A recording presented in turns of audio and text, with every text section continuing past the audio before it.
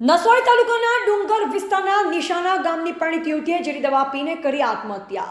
મૃતક યુવતી અને પતિને વારંવાર તૌફિક મેમણ નામના યુવક દ્વારા વારંવાર ધમકી અપાતા યુવતીએ ઝેરી દવા પીને પોતાનું ટૂંકાવ્યું જીવન।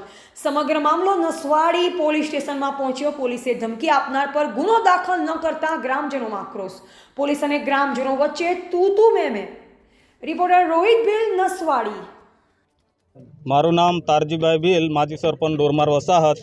હવે મને અમારે ફાટા વસાહતથી આગેવાન સરપંચ શેવજીભાઈ છે એને કીધું કે આપણી નાનાબાઈની છોકરીનું આવીને આવી લાલુભાઈની છોકરીનું આવું આવી પોઝિશન થઈ છે, નિશાણા પહેણાવી તે એને કોઈક મોમેડોન હેરાન કરે છે, એના માટે તે લોકોએ હેરાન કરે છે એવું કીધું અને ત્યાંથી પછી છોકરી તઈ પહેણાવી છે અને એને દવા પી લીધી છે અને મરી ગઈ છે। તો આપણે આ બાબતે ગુનો દાખલ કરવાનો હોય સરપંચ તો તમારે નસવાડી પોલીસ સ્ટેશનમાં આવવું પડશે એવું મને કીધું। તો મેં સવારનો 11 વાગ્યાનો અહીંયા છું અને અમે પોલીસને જાણ કરી બધી કે આવી રીતના બનાવ થયો છે અને આ મોમેડન છે અને અમે હિન્દુ ભીલ છે તો ખૂબ અમારું જાતિ વિરુદ્ધ પણ જાય છે અને ધર્મ વિરુદ્ધ પણ જાય છે। તો એક મોમેડન એક અમારી છોકરીને જય પહેણાવી છે તે શાંતિથી રહેવા નહીં દેતો અને તે એને હેરાનગતિ કરે છે, મારે રાખવાની છે એમ કહે છે। એક તો પહેલાં અમે રેકોર્ડિંગ બી સાંભળ્યું છે કે એને તો કેટલા પૈસા જોઈએ છે અને મારે રાખી લેવાનું છે, એ બી રેકોર્ડિંગ બી ચોખ્ખું જ છે પહેલાંમાં। તો કે આ રેકોર્ડિંગ પ્રમાણે ના થાય એવું કેવું છે પોલીસવાળાએ આજ દિન સુધી ફરિયાદ અમારી લીધી નથી।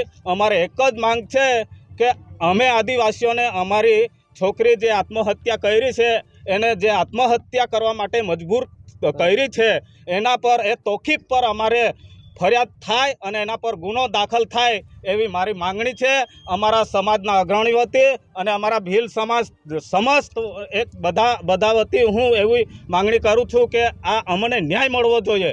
આજે અન્ય એ લોકોનો સમાજના હોત, એ સમાજની છોકરીને અમે કંઈ હાથ અડપલું કર્યું હોત ને તો અમને તૈયારીમાં મારી નાખે તલવારથી એ લોકો। આજે અમારી લાગણી આ લોકો સંભાળતા જ નથી તો અમારે શું કરવાનું, કઈ જવાનું, કઈ ન્યાય કરવા જવાનું અમારે? પોલીસ શું જવાબ આપે છે? હા થાય છે એમ કહે છે પણ હજુ એફઆર ફાડી નથી પેલા માણસ પર। અમે 10 વાગ્યાના છે અહીંયા। મારી છોકરી નિશાણા પહેણાવી હતી તો છોકરીનું કીધું કે પેલો સુનિલનો ફોન આવ્યો, જમાઈનો ફોન આવ્યો। જમાઈએ કીધું કે તમારી છોકરીને જરા કહું કે આવું ને આવું થયું છે। તો છોકરીને કીધું કે બેટા આવું શું કામ કરો છો, આવું બધું પપ્પા મને આવું કહે છે કે અને ધમકી આલીને મને મારી નાખવા કહે છે બેવને। તો મેં કઈ જીન મારીશ તેની કરતાં તૌફિક કરીને નામ છે એમનું, આપણે તો ખ્યાલ નથી, અમને જોયા બી નથી પણ તૌફિક કરીને નામ છે। એ વ્યક્તિ શું કહે છે કે તમને બેવને મારી નાખીશ, ના મારી જોડે સંબંધ ના થાય તો તમને બેવને મારી નાખીશ એવું કીધી હતી છોકરીમાં। અને પછી તમે કીધું છોકરી બેટા તું આવું કામ કરો છો, આવું કીધું પણ પપ્પા મારે આવું કહે તો પછી મેં શું કામ એમ।